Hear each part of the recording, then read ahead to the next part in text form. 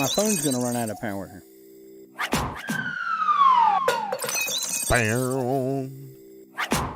Let's go, Baylor. Oh, you going with the Bears? I'm going with the Bears, man. If the Bears win.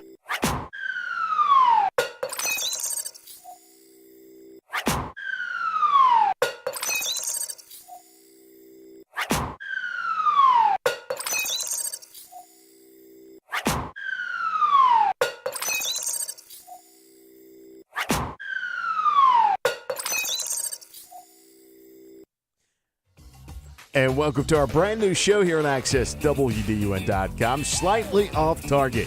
As we welcome you inside our studios here in 1102 Thompson Bridge Road. Jeff Hart to the left of me, and our producer, Seth Chapman. Welcome, guys, to the show. It's always fun to be here. Always fun. It is. I'm interested to see how this new show goes. Yeah, this is a new show that we kind of created to. The last show got canceled. Yeah, the last show was canceled.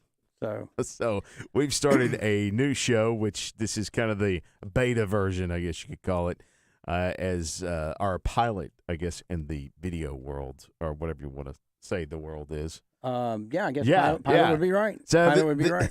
This show is going to encompass everything sports, everyday life, but mainly it's going to have a sports feel to it, as we are the sports department here. But not just a rehash of everything that we've been doing. We're going to touch on some topics that some of them will be controversial, some of them won't be. We're going to have some guests. We're going to leave the controversial up to you, Jeff. Oh, I got no problem with that. You love pushing I don't really that care what boundary, people say about me or think about me, so I'm the perfect guy for that. Look, I need to start the show with one thing. Let's go, Baylor.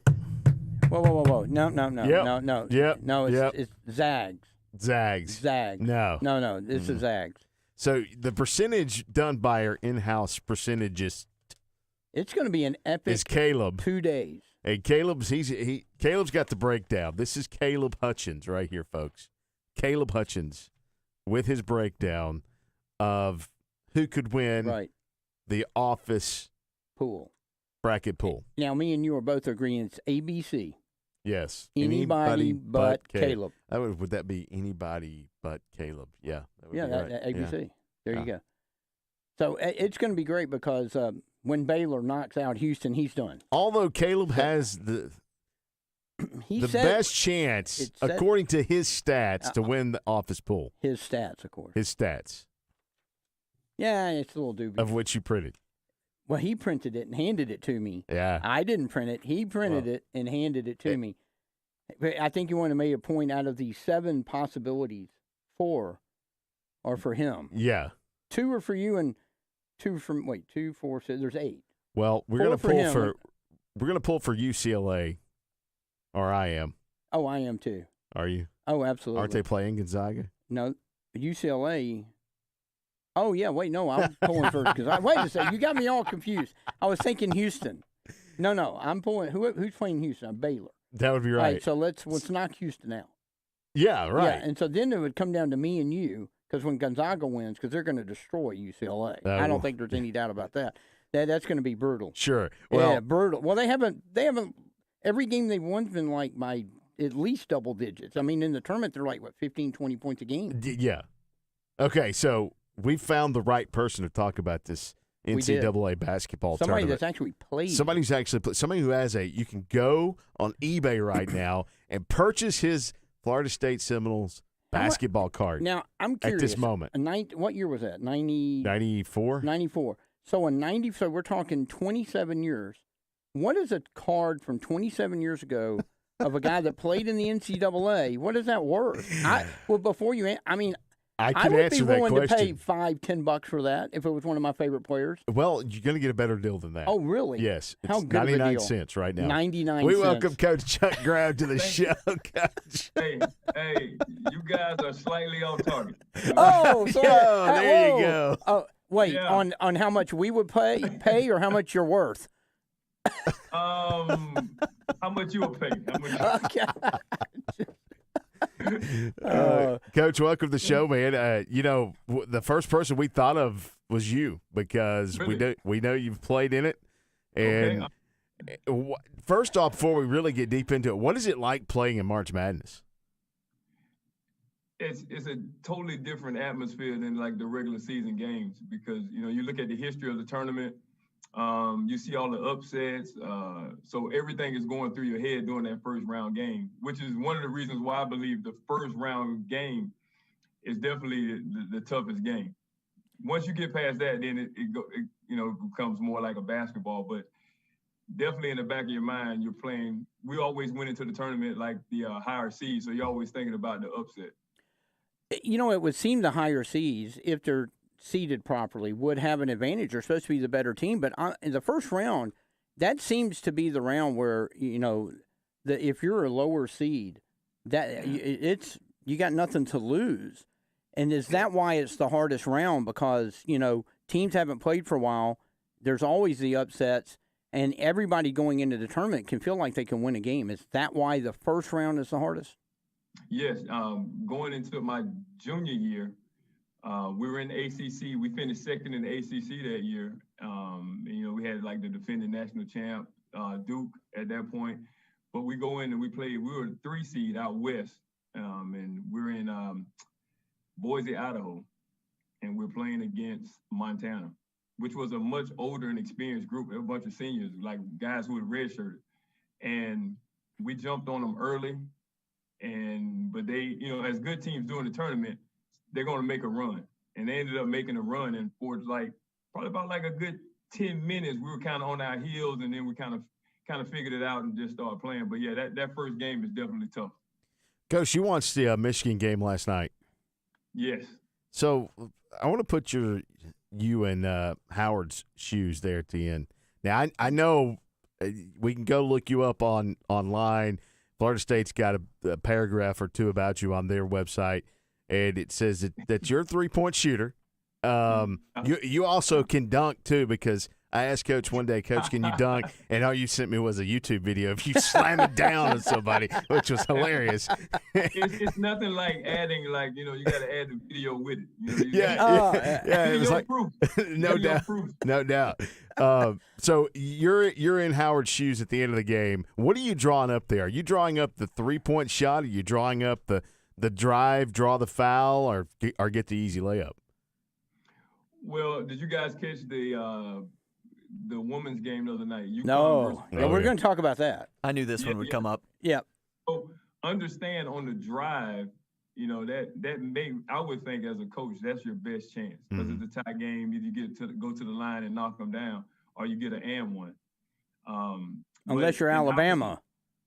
But how is that Alabama? I mean, Michigan, the way they shot the ball against Florida State, I'm not so sure I would have gone for the three ball. Yeah, I mean, they shot the ball extremely well, even though they struggled against UCLA, but they're a pretty good shooting team. Yeah, you would have gone for the 3-pointer. I'd have gone for the 3-pointer because your best look sometimes may not be because they're playing for the drive, obviously. Yeah. Well, for me, I was like, dude, just drive the ball, and but if you leave it in the ref's hands, you may, especially if they, referees have a tendency to swallow the whistle, like we saw in that UConn's women's game. Yeah. Why is that? Why in the NCAA tournament? I mean, you've watched a ton of games. Why is that the tendency of the refs? A foul is a foul, whether it's in the first 3 seconds of the game or the last 3 seconds of a game. Supposedly a foul is a foul. Why is there the tendency to swallow the whistle on an obvious foul? I think the referee's approach, and this is just me now, my opinion, I think at that time you want the game to kind of play out. Now, if it's something just really over the top, I mean, it may be a little more physical than the rest of the game, but that young lady, that actually altered her shot. Oh, yeah. Now, if you just take a little bump on the dribble, but when you go into your shooting motion and you get fouled, I think you have to call that. But I see it playing out both ways. I mean, Bo said that if that had happened and he was coach, he's getting tossed. I'm he's getting on tossed. The court. He's throwing things. I mean, season's over. So. Yeah. You just have to sit the next 2 games out in the next season. But that'd be worth it. That would have been well worth it, though. That would have been well worth it because that was a foul on any level, no matter what time or point in the game. Well, that's what we were going to ask you. It seemed like an obvious foul. Yeah, it was an obvious foul. But like I said, sometimes it's a human judgment, and whether the ref didn't get a good look at it or not. But I mean, everybody in the United States saw it. So how's your bracket doing right now? Oh, it's gone. First weekend, it was gone. Oh, So, really? so are you an upset picker? Or are you you stick with the higher seeds? What's your strategy when you sit down? Because obviously you know the tournament because you played in it. But what's your strategy? Well, I mean, seeing that my nose were in a position this year to actually do some things, Mm-hmm. I had them going pretty far. But no, normally I'm a higher seed guy. I always look at point guard matchups and assist to turnover and 3-point percentage. I think that if you can take care of the basketball, and if your team shares the ball, you have a high assist ratio. I think that's a recipe for winning in the postseason. Interesting. He goes for guard play. There were a lot of good centers in this year's tournament. You go for guard play instead of inside presence. You got to get the ball to the big guys, and the teams that are Spoken like a true guard. Yeah, the four, and that and that was part of Florida State's problem this year. Yeah. I mean, you had the 6'9" kid that's an awesome player, Scotty Barnes, and will be a fantastic NBA player. But I think at the core, we didn't have a guy that can beat people off the dribble and create shots for everybody else. So who you like the rest away? Man, it's tough. We got a lot of good matchups. I'm a huge Kevin Sampson's fan, and I love Baylor. The player development, to see what those kids were and to see how they are now is unbelievable. And UCLA, I mean, what a story. You got a guy from the Midwest, go Hollywood, and bring a little bit of toughness in there to Final Four. But I think when it's all said and done, Mark Few's been in this for a while, and I think he's gonna cut down the nets.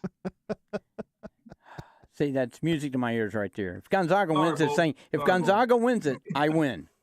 If Gonzaga wins it, I win. Well, now, as we said, there's scenarios here by our own Caleb Hutchins, who has also picked Gonzaga to win it. I know 4 of the 8 scenarios have Caleb to win. So we're going to have to, probably have to get Porterhouse in here to re-audit the point system and just make sure that that's correct. So half of the scenarios, Caleb wins, even though he's in 3rd place right now. Who's in first? Saying. Who's in first? I am. Oh, man.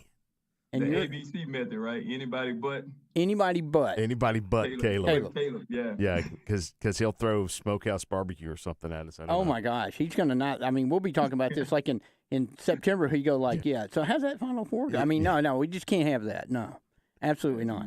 It's got to be one of us. Well, Coach, thanks for joining us today, man. We just want to talk to you about it because we know you've been there, you've done that. Thank you, man. Thanks for having me. All right, Coach Chuck Graham. We'll talk to you later, man. Thanks. All right, thanks. Interesting.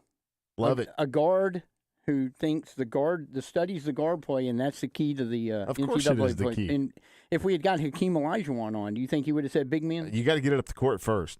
Now, see, I totally agree with that, and I think in a high school level, you look at high school level, if you don't have good guard play, it's difficult to win. Right. And I would assume it's probably even more paramount at college. But colleges, the teams are a lot more even, and you've got to have 5 positions that can play and score.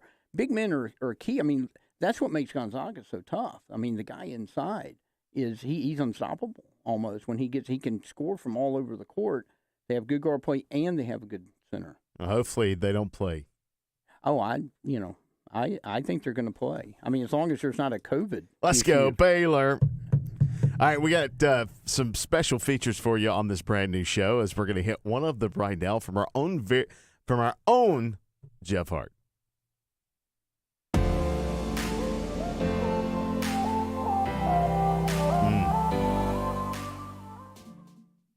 Guys, I don't know about y'all, but this has been one of the best NCAA tournaments in recent memory. Unfortunately, not many people have been able to witness it in person because of COVID protocols, which is one of the reasons that a story that came out yesterday, Kim Mulkey, the Baylor women's coach, in her post-game interview after a loss to UConn, said that she hopes that they don't do any more COVID-19 testing for the Final Four, which I'm all for. I think that'd be She was advocating for that for the simple fact that wouldn't it be a shame that if one of the teams that is in the Final Four suddenly got a case of COVID and they had to quarantine, and then they had to forfeit a Final Four game. I don't think anybody would want to see that. So that brings us to, why are we still testing for COVID at all? How many games were lost during the regular season during high school basketball, high school football? We had some college, due to contact tracing. People really not even sick, just being perhaps around someone who might have had COVID. I think Coach Mulkey is on to something. I think it's time to just stop testing altogether. If you're not sick, why are you testing? 15,400 tests conducted by the NCAA during the NCAA basketball tournament. Uno, dos. That's how many people had COVID during the entire tournament. That's 1 out of every 7,200 people or 7,600 people. Or tests. So if we're not finding any COVID tests, why are we still testing? I'm all for that. I think she is on the right track. I think it is time for sports to stop testing for COVID. If we're not sick, don't test. Games getting wiped out. We had one game in the NCAA tournament that got wiped out for COVID. It would be a crying shame in one of the best NCAA tournaments of all time to see a Final Four game or even the championship game have to be canceled because of a contact tracing positive COVID test. Kudos to you, for Coach Mulkey, for bringing this to the attention of the NCAA. Hopefully they will listen. Hopefully it will trickle down to the high school level, local level, and maybe even the pros. This has been From the Heart.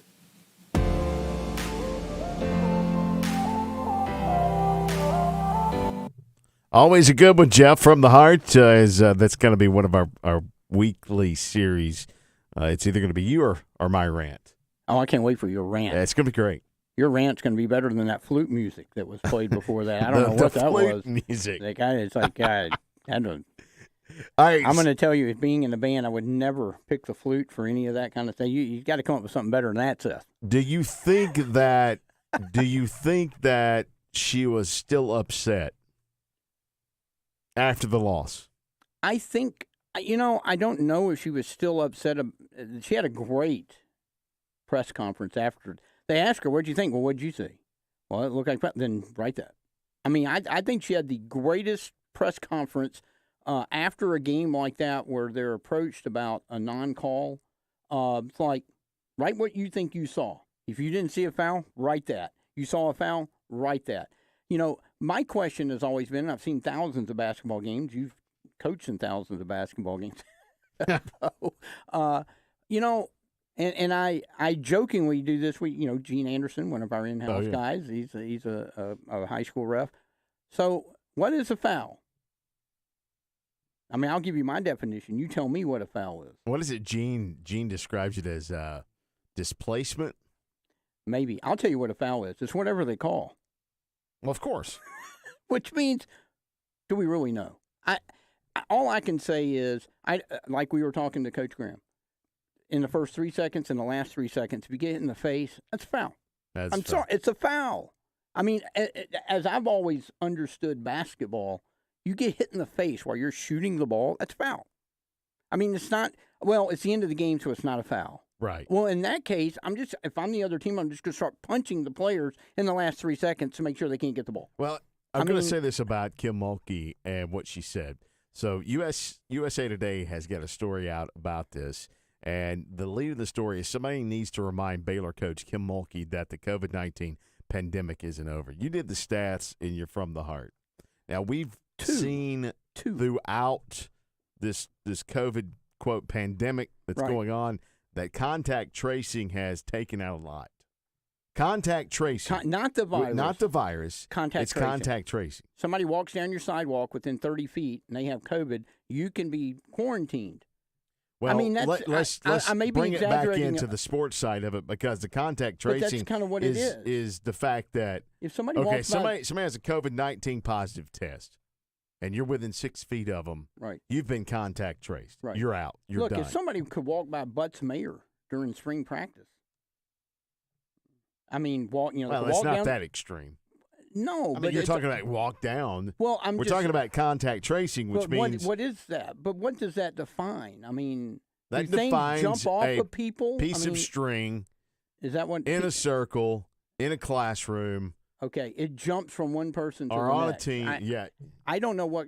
To me, I think contact tracing needs to be eliminated. Period. Absolutely. And if you're going to eliminate contact tracing, there's no point in testing. Now you can, unless someone's sick. If you're not sick, you don't go to the doctor. So why are we making everybody test? You're not sick, but come over here. We got to test you. Right. Every day, my wife goes into work where she teaches. They have to temperature check her and all that. She's not sick. Okay. But Newsflash of a temp check. Newsflash. When I had COVID, I had no temp, so I could walk in her classroom.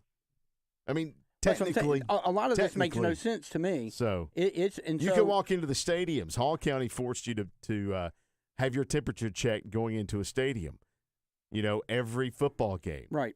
You know, I could have walked into the stadium and covered a game because I had no symptoms. That's correct. Other than a chill, not really a chill, an ache, a body ache for about 12 hours, and a small cough. Right. I would have never known. So. Right. You know. But the thing is, that's one point away from Bo for it's on cell mute. phone activation. It's on mute. It didn't sound like it. I know. Yeah, mine's on mute. I'm not sure. But it's thanks. You're not, if you had the flu, Bo. Yes. First of all, you probably wouldn't go outside because you had the flu, and you would say, hey man, you want to come over? It's like, no, I got the flu. I'm gonna stay home. Right. Because you had the flu because you're sick. Now. You're not going to go out around people. And most of the people, if they were sick with COVID, they're not going to go outside because they're not going to want to go outside. And I'm not trying to downplay COVID. I've known people that have had COVID. I had a relative that died not of COVID, but during all of this, she was elderly and, no one could visit her, no one could do. I mean, there's just a lot of stuff going on with all this. It kind of makes no sense to me. And I don't want to see a tournament game wiped out at this stage, but it would. I would almost enjoy seeing one. Just to see what the reaction would be. Well, because if we're not, she brought up not testing during the Final Four. Well, you can't do that. Yeah, I mean, if you set the parameters of we're going to test before every game, VCU did not get to play in the tournament. That's what I was going to ask you. VCU did not get to play in the tournament in the first round game because of that. But when you get to the final, back in now. I don't know, but if you're in the Final Four, we're not going to test anymore. Now, I think she's right; they shouldn't test at all. Right. But she's saying, well, let's just not test for the Final Four because it would be a shame. Well, it was a shame. It would have been a shame if it had been an Elite 8 game or a Sweet 16 game or even a second-round game if you suddenly, contact trace, you're out. I mean, what would have happened if that happened to Gonzaga, who's an odds-on favorite to win this thing? It could still happen. It could. And I just think that's Except Baylor's going to win. But it could happen. So now, what you're wanting Gonzaga to get COVID? Is that what you're saying? Listen, you don't want to. Today is Wednesday. You don't want to settle on court. Today is Wednesday. Okay. The game's on Saturday. There's plenty of time for somebody to get contact traced. To get contact. No, I'm being serious. Oh, here. I know. Oh, I'm not totally joking about it. I totally agree. There's plenty of time to completely blow this Final Four up because of contact tracing. Right. And that's why I said in my. What's the percentage of people who have been contact traced that actually get COVID? That's a great question that they're probably not really going to answer because they already know the answer, which is probably very little. There are kids out there, students out there that have been contact traced probably 4 or 5 times during the school year and never get COVID. So why do we continue to contact trace? You can send emails in complaining about USA, their lead, the pandemic isn't over. Well, you've got the WHO organization telling us that if you don't have the symptoms, don't wear a mask. I mean, it's clearly on their Twitter page. I think you could say the flu and cold season has actually been around for 5,000 years. Anyway. It's not going to end. It's not going to end. When will this COVID thing end? And I think what we're wanting to see is kind of return. Just stop the contact tracing. Stop all that. Just stop it because. Get rid of it. Yes. We had too many football games and basketball games in high school local for contact tracing. For contact tracing. Buford couldn't play for 35 days. Contact tracing. All right, so next feature of the show. We're done with that. Yeah, we're done with that. Let's move on because the contact tracing just it gets your blood boiling. It does. The contact tracing.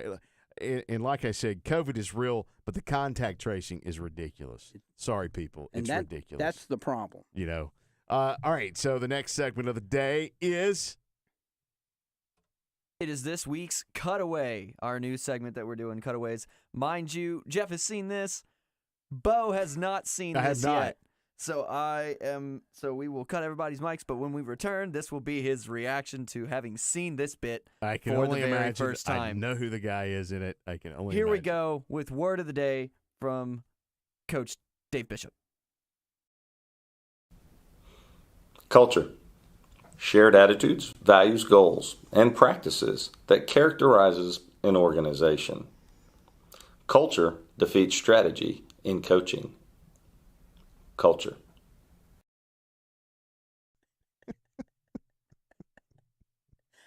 How do we like that, guys? For a moment, I thought we were going to Sunday school. I think he was dead on with culture.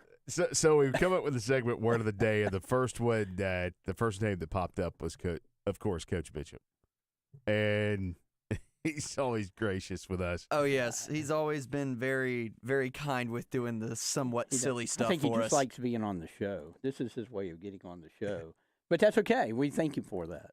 But that was good. Yeah, the first time I saw it, What was the word of the day? Culture. Culture. He's got a pretty good one over at North Hall. Top headlines of the day, Jeff. He is upset at the Atlanta Braves, folks. Braves open on Thursday in Philly. And of course, our own Bill Wilson and Jeff have this jabbing going back and forth about the Phillies and the Braves here. But you're not happy about a move that the Braves made earlier this week. Not at all.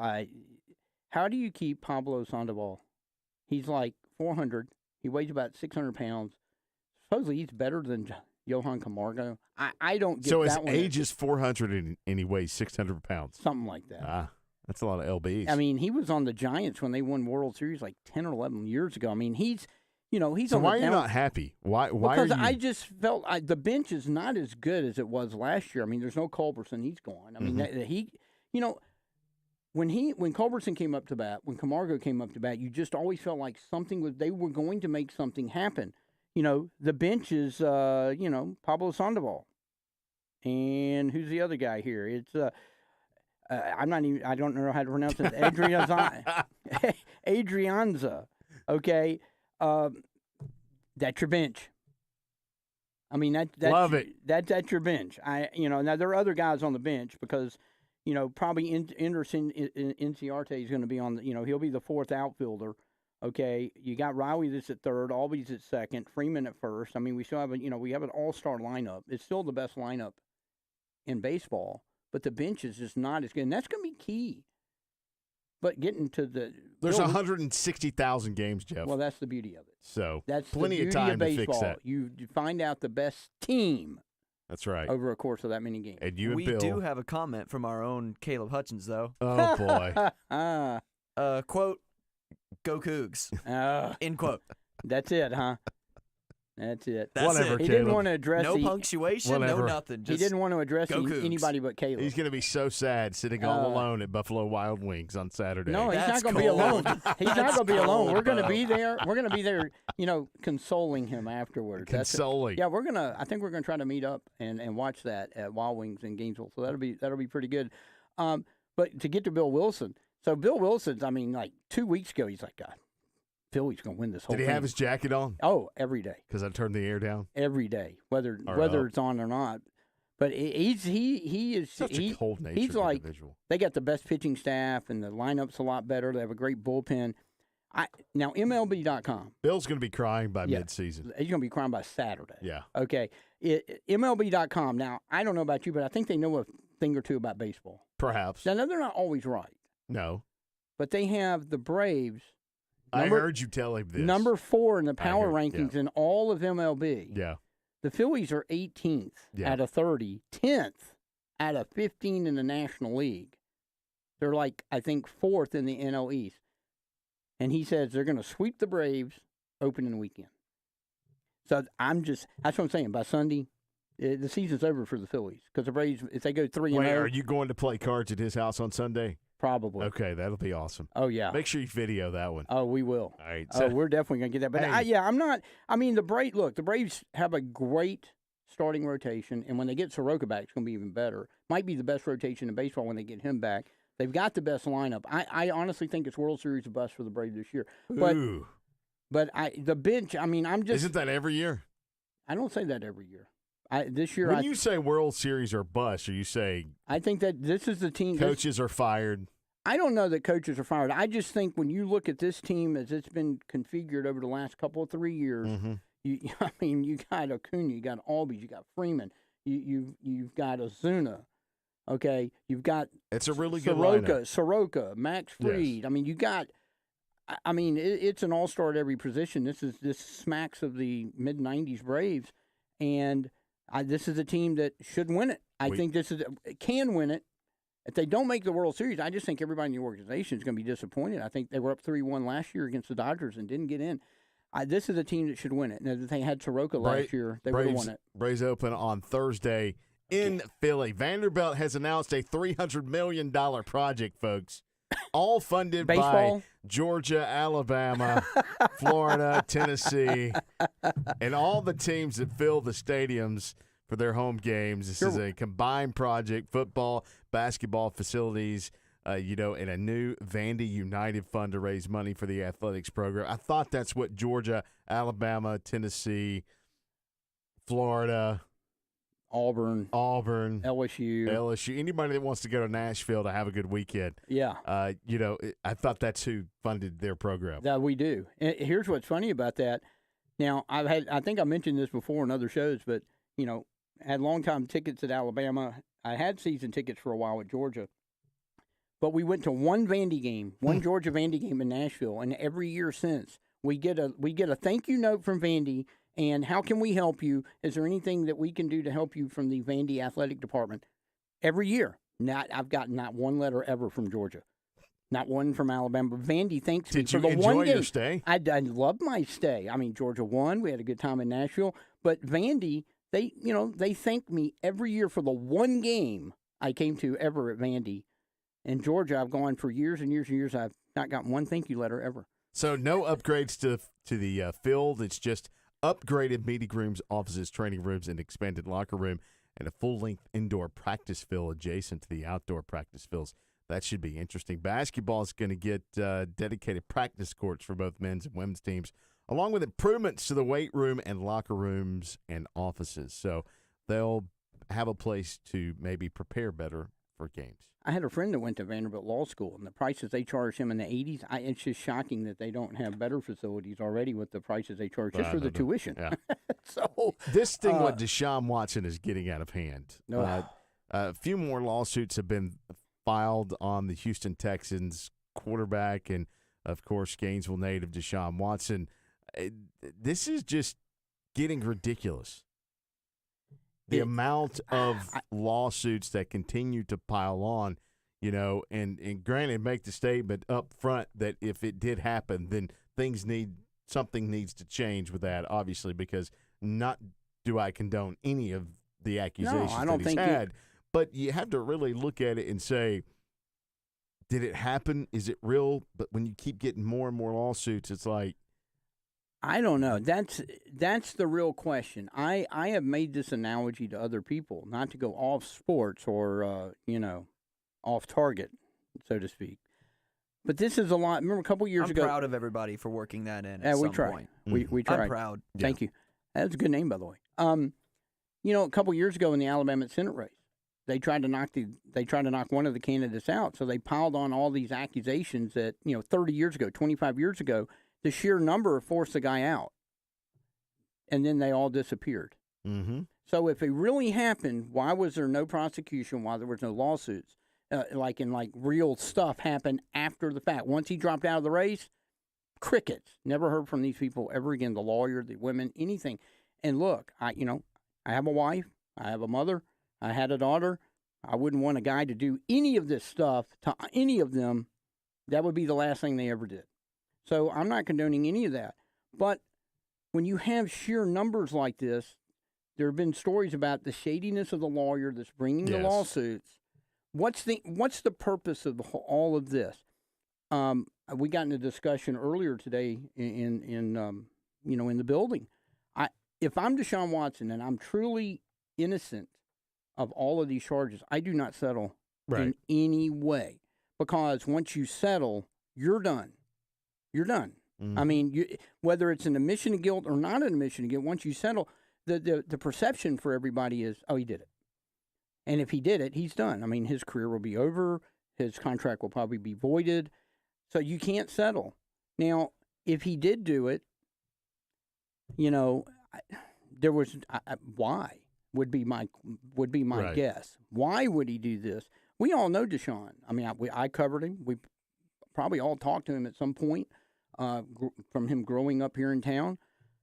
This is not anything of what I would throw at Deshaun Watson as far as what I know of him. That's what a lot of people have said as well. Yeah, I've talked to several people around town. Dallas Sweeney came out on that. Anybody that's coached him, anybody that knows him, and it's just continues to pile on. Yep. I mean, it was 10, 13, 14, 15, 18, 19, now 21. Is the purpose of this to discredit him? Because what I hear from some of these women is like, well, I'm just upset because he won't apologize. What is there to apologize about? I don't know. I mean, if he feels like he doesn't need to apologize. Yeah, that's what I'm saying. If all they want is an apology, so there's a lot of conspiracies right now. It's the Texans behind this for some reason. I know there's a bunch of crazy conspiracies. I mean, are they trying to discredit? Crazy? Well, if they're trying to discredit him so that they can void that huge contract they signed, you could see that. You could see this as part of the end game here. They get him to do that, and then it all goes away. Well, the interesting thing, another story that came out yesterday late afternoon, was the Texas general manager said the lawsuits filed against Deshaun Watson alleging sexual assault and inappropriate conduct are certainly, quote, in quotations marked, certainly troubling and something the team takes very seriously. And he also went on to say, we made a statement at the beginning about where the organization stood. I would say it's a legal situation, a legal process, so we certainly respect that. But they also did not come out and say, this is not the Deshaun Watson. Right. We know we stand behind him 100%. Well, they're locked in a battle. I understand. And that's because Deshaun had mentioned that he didn't want to, that he could possibly sit. See, that's when all this started. He says, well, you're not going to trade me. I'm going to sit. Boom. 3 lawsuits, 6 lawsuits, 12 lawsuits, 20 lawsuits. It's the timing smacks. Mm-hmm. That's my problem of it. Now, again, not condoning anything. If he did this and did all of this, he's going to get whatever punishment's coming to him. Right. I mean, something will happen. Okay, if he did all this. If he didn't do all this, then these people that are coming after him should be ashamed of themselves. And this is using this kind of a thing to try to discredit someone makes it harder for real instances that are out there to be believed. Right. So, again, not saying we don't believe it, or not saying I don't believe it, because I don't want to speak for you, but just the sheer volume. Need some hard evidence. Yes, the sheer volume and the timing is what concerns me as far as what is the purpose of all this, because there's been no charges, there's been no nothing. It's just we're going to throw some more names out there. Yep.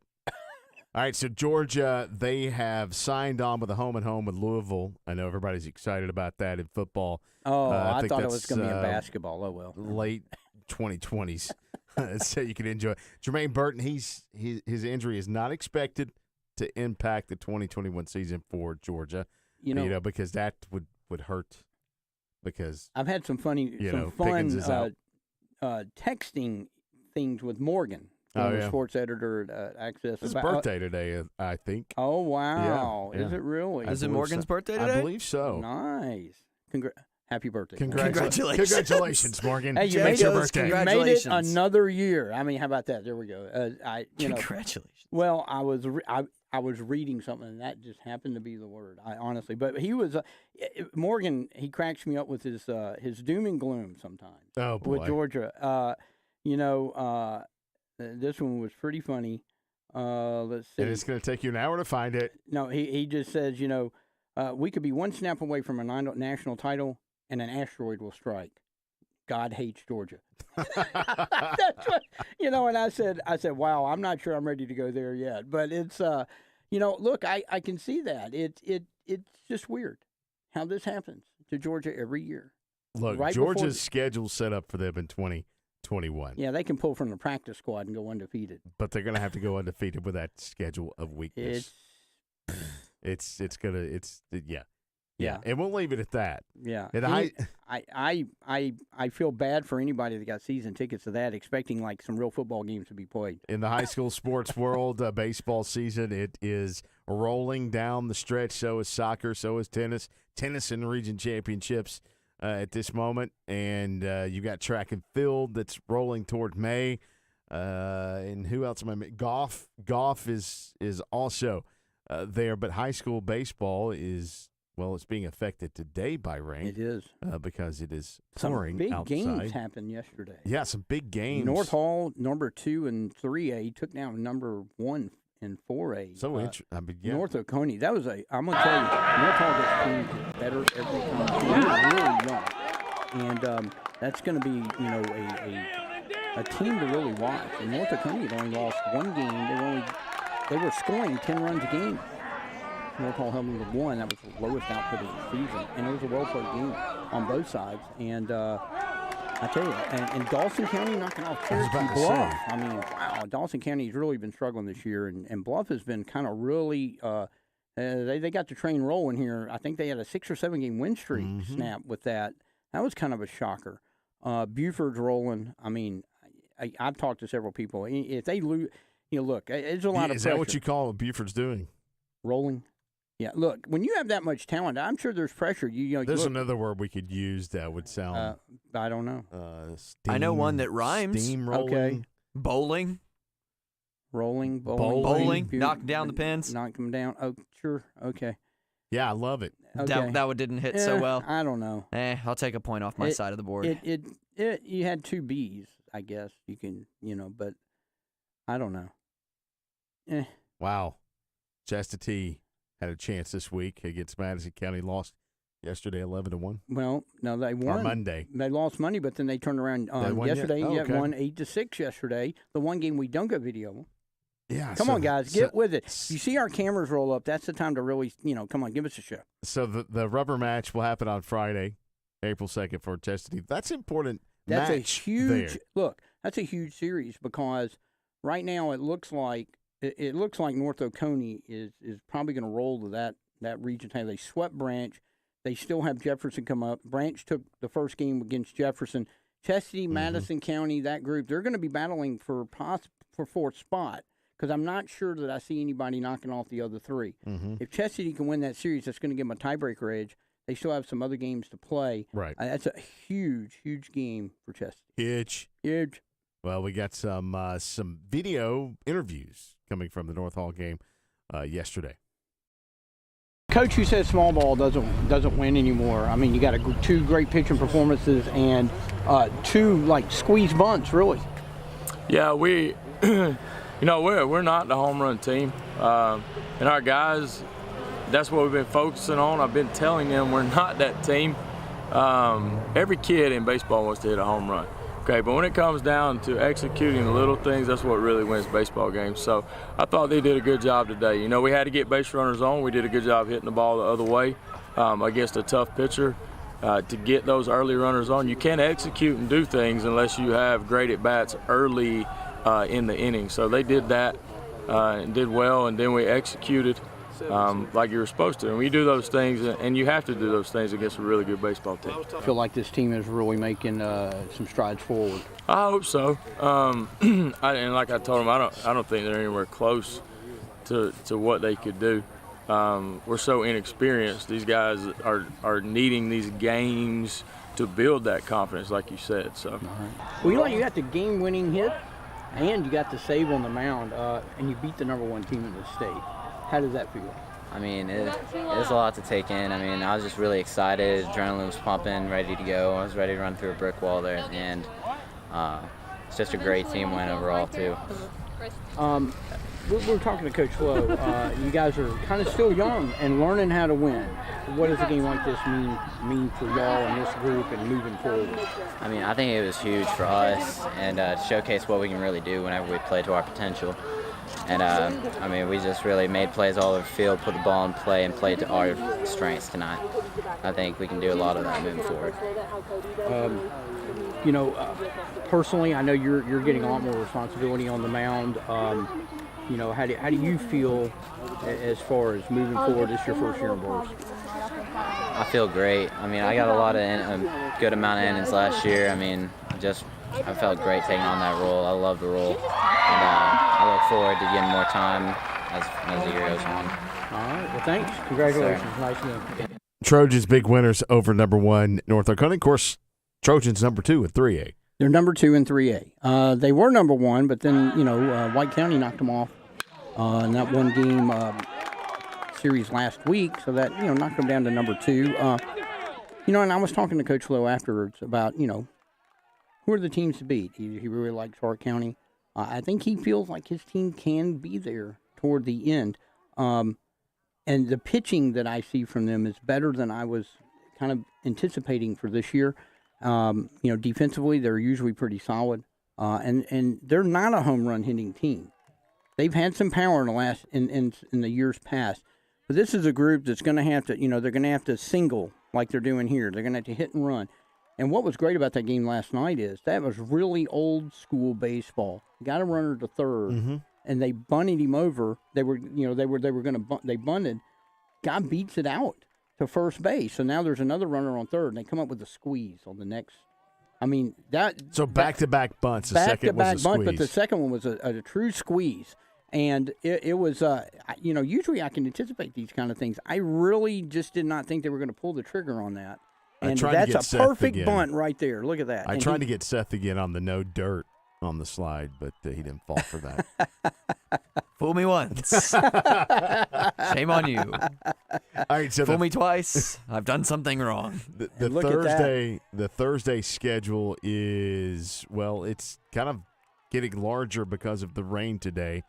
So we'll have a list of those changes up on the website, accesswdun.com.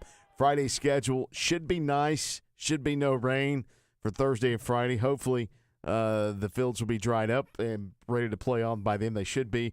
Bluff and Dawson play on Friday. Elbert, Rabun, Flowery Branch at Jefferson, and a big game there. Huge. That Flowery Branch-Jefferson game, is it rescheduled for Thursday, right? I believe so, yes. Okay. So that's a huge matchup. And that's at the Hog Mountain Sports Complex. Lumpkin County at West Hall, Madison at Chestatee, Stevens County at East Jackson, West Forsyth at Gainesville, White County at Gilmer, Winterboro at Habersham Central. Those are all Friday, April 2nd baseball games. We're working on the reschedules that are coming in on from today. We've gotten quite a few. We've got to figure out who's going to go where.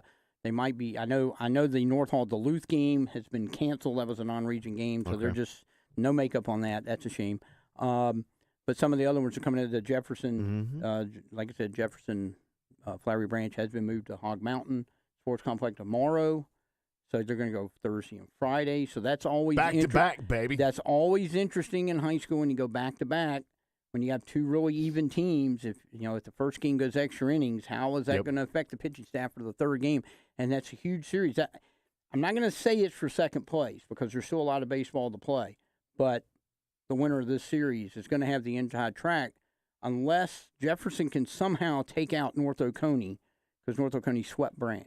So Jefferson's going to have to sweep North Oconee to have a shot. Gotta be interesting. All right, guys, wrap for the show today. Our brand new show, Slightly Off Target. As well, we continue to build the show. We were off target. Way off target light. Thanks to Coach Chuck Graham, Gainesville boys coach, joining us to talk a little bit about the Final Four. I will leave it at this. Let's go, Baylor. I'm gonna let you have that. Yeah. Go to accesswdun.com to find out all the soccer changes, schedules, if there's any, and the baseball schedule changes as well, and what's coming up on the sports scene this week, the rest of the week and the weekend. For Seth, for Jeff, I'm Bo. Enjoy the rest of your week, everyone.